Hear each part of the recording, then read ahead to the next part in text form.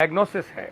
जो आप नाड़ी जब आप देखते हैं ना, तो जब पित्त नाड़ी जब बढ़ती है तो पित्त ज्वर की वो कंडीशन है। जैसे मैंने आप लोगों को हमेशा बताया है, ज्वर हमारे यहाँ इन्फ्लेमेशन का नाम है।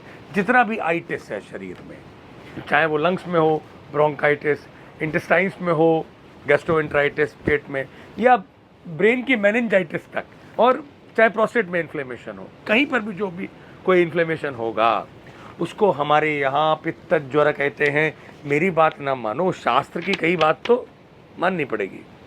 मैं नहीं चाहता हूँ कि आप मेरी बात पर प्रैक्टिस करें, आप शास्त्रोक्त प्रैक्टिस करें। उसकी दवा क्या है, अब उसका सिम्टम क्या है और दवा क्या है।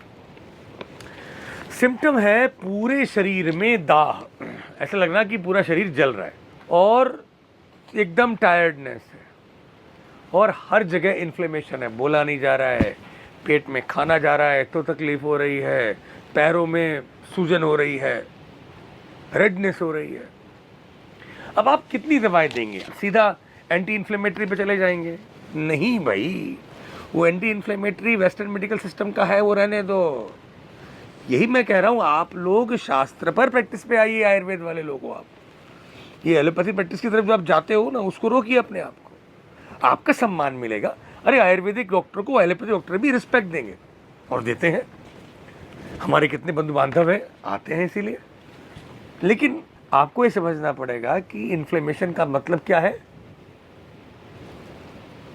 पित्त ज्वर, आपको पित्त ज्वर की चिकित्सा करनी है।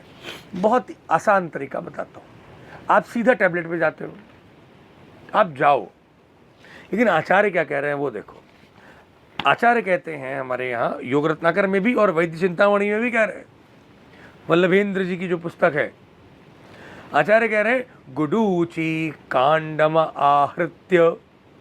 दो ही चीजें लेनी है। गुडूची, ध्यान से समझिएगा आप, गुडूची का जो कांड है, गुडूची का जो डंठल है, उसको ले लीजिए आप, करीब करीब 1 उंगली जितना बड़ा, और एक एक पर्व जितने हैं, ऐसे 3 पीस काटिए, निक्वाथ्यई, और उसका काढ़ा बना लीजिए।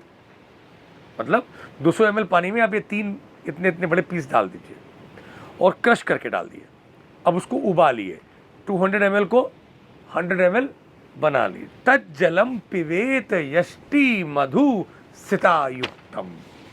इस जल को 5 ग्राम मुलेठी का पाउडर और 5 ग्राम रॉक शुगर मिश्री डाल के का पाउडर पूरा मिला करके, कड़वा बहुत होता है वो गुडूची का क्वाथ, उसमें मुलेठी डाली आपने और उसमें डाला आपने मिश्री। ये आप बराबर पिएंगे, फटाक से पीजिए, कोई पेशेंट है फौरन दीजिए उसको। आप देखेंगे कि एकदम बॉडी के अंदर इन्फ्लेमेशन खत्म हो गया। दर्द हो रहा हो तो आपका दिमाग एंटी इन्फ्लेमेटरी की तरफ नहीं जाना चाहिए। दर्द हो रहा हो, पेशेंट में सूजन हो रही हो, rubor calor, dolor, tumour, redness, pain, temperature, swelling, तो आप गुडूची के काढ़े में मुलेठी और रॉक शुगर मिश्री डाल दीजिए। अब इसको यदि मान लीजिए डायबिटीज है तो उसमें मिश्री हटा दीजिए, मुलेठी काफ़ी है। लेकिन ये मैं नहीं कह रहा हूँ, ये इतने 1000 सालों में शास्त्रों में उद्धृत विषय है।